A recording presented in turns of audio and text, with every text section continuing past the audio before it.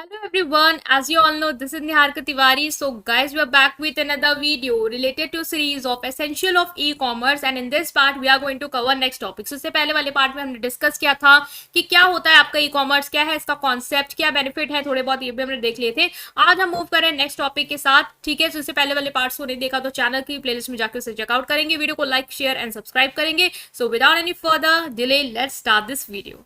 तो now guys, आज जिस टॉपिक को लेकर हम डिस्कशन करने वाले हैं वो है आपका commerce business practice versus traditional business practice. मतलब कि बेसिकली है कि जो ऑनलाइन बिजनेस चल रहा है और जो ट्रेडिशनल बिजनेस चलता आया है अब तक, मतलब कि फिजिकल प्रेजेंस में डीलिंग होती थी, ऑनलाइन प्लेटफॉर्म के थ्रू आप बाइंग एंड सेलिंग नहीं करते थे.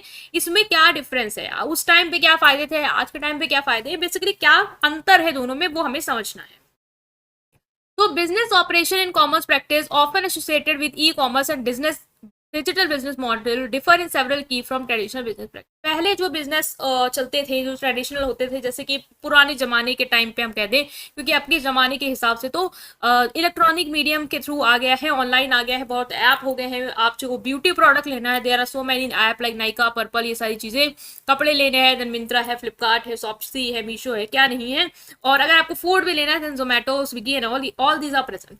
तो अब क्या है, जो बिजनेस प्रैक्टिसेस हैं वो ऑनलाइन प्लेटफॉर्म के थ्रू हो रही हैं और पहले क्या होती थी, ट्रेडिशनल. जैसे आप इन आंटी जी को देख रहे हैं, ये ट्रेडिशनल बिजनेस प्रैक्टिस का ही एक एग्जांपल है पिक्चर का. इन्होंने अपनी दुकान खोली है और बैठी हुई है और ऑनलाइन का ये आप पिक्चर देख सकते हो कि ये एक कार्ट है जिसमें आपने चीजों को ऐड किया और मंगा लिया और आपके घर तक वो सामान जो है वो डिलीवर हो गया.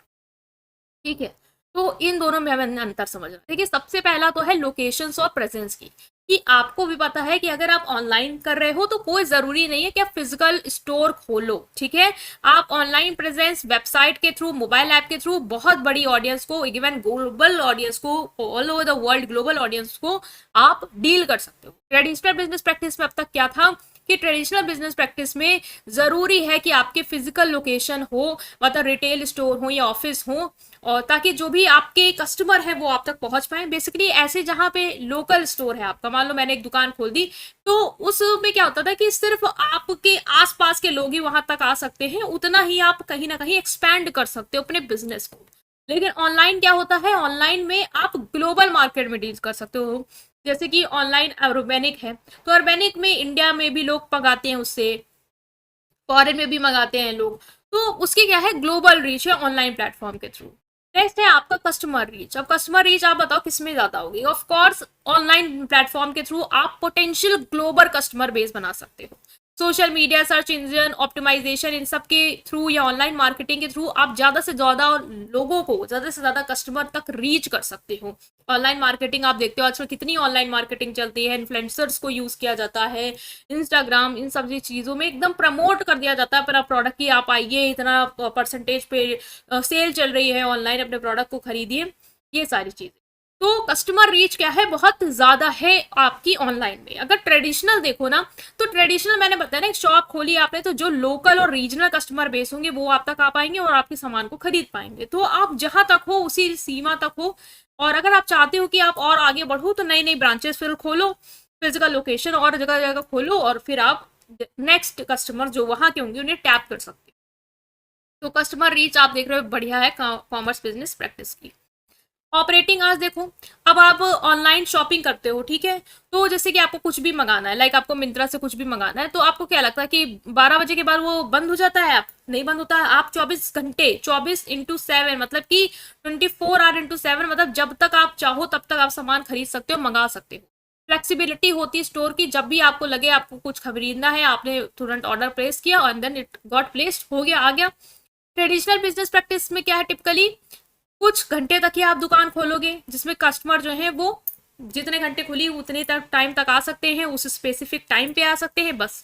तो ऑपरेटिंग आवर्स इसका क्या है, बढ़िया है कॉमर्स बिजनेस प्रैक्टिस का.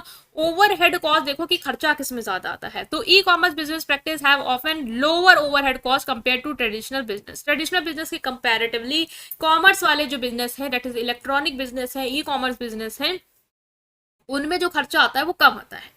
They may need not to invest in physical infrastructure, expensive staff and utilities associated with physical location. इनको अब देखो खर्चा नहीं करना है कि अबे एम्प्लॉय हायर करने हैं तो उसमें इनको खर्चा करना हो, या फिर इनको मतलब मान लो इंफ्रास्ट्रक्चर बनाना है, आउटलेट खोलना है, उसकी भी डीलिंग करनी है, फैन, इलेक्ट्रिसिटी बिल, ये सारा चीज़ें का खर्चा ट्रेडिशनल वालों का है, इनका नहीं है। तो ट्रेडिशनल वालों को देखो आपको रेंट देना है, मेंटेनेंस का खर्चा उठाने हैं, स्पेस जो ली है अगर रेंट पे उसका देना है, फिर और भी कोई प्रॉब्लम हो गई तो उसको भी मैनेज करने के लिए आपको पैसे देने, लाइक इलेक्ट्रिसिटी प्रॉब्लम हो गई तो ठीक करो फिर पैसा दो, ठीक है।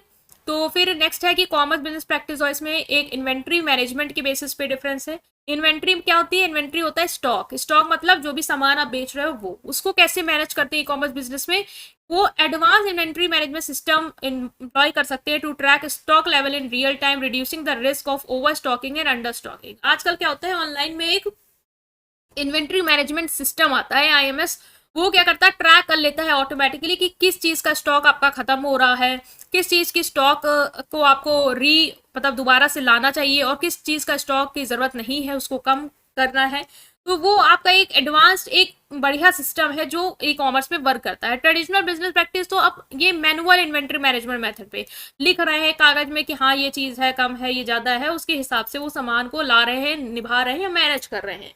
तो हो सकता है कि कहीं आपने एरर है आपकी, मतलब आपने लिख लिया कुछ ज्यादा क्वांटिटी उतनी लगी नहीं, तो फिर वो दिक्कत हो जाएगी। यहाँ ऑटोमेटिक हो रहा है सिस्टम के थ्रू तो ज्यादा बेनिफिट लगेगा। कस्टमर इंटरेक्शन देखो तो कमर्शियल बिजनेस प्रैक्टिस में क्या है, कमर्शियल इंटरेक्शन डिजिटल होता है, मतलब चैट सपोर्ट के थ्रू होगा, ईमेल के थ्रू, सोशल मीडिया। आपको पता है आप मिंत्रा में कुछ भी आपको दिक्कत है या कुछ भी है तो चैट के थ्रू बात कर सकते हो, इंटरैक्ट कर सकते हो, ठीक है, कस्टमर अपने सप्लायर से, या फिर ईमेल या सोशल मीडिया के थ्रू। तो वो है एक आपका कस्टमर इंटरेक्शन यहाँ पे ऐसे होता है। और ट्रेडिशनल बिजनेस में क्या होता है, फेस टू फेस इंटरेक्शन होता है, या फोन पे बातचीत कर ली आपने, मतलब अगर देखो ना personal interaction point of view से तो ट्रेडिशनल बिजनेस ज्यादा अच्छा है। जो लोग चाहते हैं कि हमारा डायरेक्ट टच रहे, उसके बाद हम बातचीत करें, ठीक है। तो एक मिनट इसको फिक्स करती हूँ मैं। ओके, सो कमर्शियल बिजनेस तो ट्रेडिशनल वाले में क्या है, कस्टमर के साथ फेस टू फेस इंटरेक्शन बढ़िया है, मतलब पर्सनल इंटरेक्शन जो है वो अगर आप चाहते हो ना, कि कुछ कस्टमर होते हैं उनको चाहिए होता है कि मुझसे मेरी पर्सनल बातचीत हो, पर्सनल सामान को उसी टाइम पे छू लूँ, देख लूँ, समझ में आ रहा नहीं आ रहा फिर खरीदूँ, तो उस तरीके से देखा जाए ना तो ट्रेडिशनल बिजनेस प्रैक्टिस ज्यादा अच्छा है as compare to commercial business practice. Even आप ये भी देखो कि अगर जैसे आप ऑर्डर करते हो तो ऑनलाइन ऑर्डर करते हो, समय लगता है आने में, अगर तुरंत वाली चीज चाहिए तो ट्रेडिशनल बिजनेस प्रैक्टिस या ट्रेडिशनल बिजनेस से आप खरीद सकते हो, तुरंत जाके शॉप गए और तुरंत ले लिया, ठीक है। नेक्स्ट है कंपटीशन के देखो तो ई कॉमर्स में ऑनलाइन कंपटीशन इंटेंस है, as barrier to entry can be lower and कम customer have easy access to alternative options. तो अगर देखा जाए ना कि कितना अच्छा कंपटीशन है, तो ऑनलाइन कंपटीशन जो है वो है, ठीक है। मतलब एंट्री में तो बैरियर हो सकता है कि बहुत जल्दी लोग एंटर नहीं कर पाते ई कॉमर्स में, ऑनलाइन बेचने में थोड़ा हिचकिचाते हैं। अब देखो आप भी अगर 100 दुकान देखते हो रास्ते में तो 100 में से आप देखोगे 1 या 2 ही ऑनलाइन होंगे, वरना सब ऑफलाइन कर रहे हैं। तो ये तो इस केस में तो देखो कंपटीशन है, थोड़ा बहुत है। एंट्री के देखो तो थोड़ा उधर कम है। और कस्टमर के पास देखो, अगर देखो कि कस्टमर के सेंस में देखो कि कस्टमर का, तो फिर कस्टमर के पास तो बहुत ऑप्शन है। मीशो में नहीं मिला तो मिंत्रा में देखेगा, मिंत्रा में देखा तो फ्लिपकार्ट में देखेंगे, तो उसके बाद ई कॉमर्स में ऑनलाइन अगर कस्टमर का मोल्ड करने वाला तरीका देखो तो अच्छा है। आपने जरा सा भी प्राइस लो किया तो उधर कस्टमर मूव कर जाएगा। ट्रेडिशनल बिजनेस प्रैक्टिस में लेस डायरेक्ट कंपटीशन है within their local niche market depending on the industry. या ट्रेडिशनल में डिपेंड करता है किस इंडस्ट्री में हो, लाइक अगर आप मान लो किसी ऐसी इंडस्ट्री में हो जिसमें कंपटीशन बहुत ज़्यादा है तो ठीक है आपको मिलेगा, लेकिन आप ऐसी इंडस्ट्री में हो जहाँ पे ज़्यादा कंपटीशन नहीं है तो उतना कंपटीशन आपको फेस नहीं करना है। पेमेंट प्रोसेसिंग की बात की जाए तो ई कॉमर्स हेवनली किस पर रिलाई करता है, इलेक्ट्रॉनिक पेमेंट मेथड पे, credit card, digital wallet, online payment gateway, basically online payment पे ज़्यादा ये रिलाई करता है ई कॉमर्स। और ट्रेडिशनल बिजनेस प्रैक्टिस आपका कैश भी ले लेता है, चेक भी ले लेता है, इलेक्ट्रॉनिक मीडियम के थ्रू भी ले लेता है, जो भी डिपेंड करता है कस्टमर और उसकी लोकेशन और उसके प्रेफरेंस पे। तो ये बेसिक हमने पढ़ा कि क्या डिफरेंस है आपका, कौन सा इसमें आप कंक्लूजन में निकाल लोगे कुछ चीज़ों पे कि कौन सा आपके हिसाब से बेटर है और कौन सा नहीं है। तो ये हमने डिस्कस किया है आपका कॉमर्स बिजनेस प्रैक्टिस और ट्रेडिशनल बिजनेस प्रैक्टिस को। आई होप आप अंडरस्टैंड कर पाए होंगे, एज ये बहुत ईजी टॉपिक है, आपके डेली लाइफ से रिलेटेड है। स्टिल कोई भी डाउट है कमेंट सेक्शन में पूछेंगे। वीडियो को प्लीज लाइक कर देंगे, चैनल को सब्सक्राइब कर देंगे। Thank you.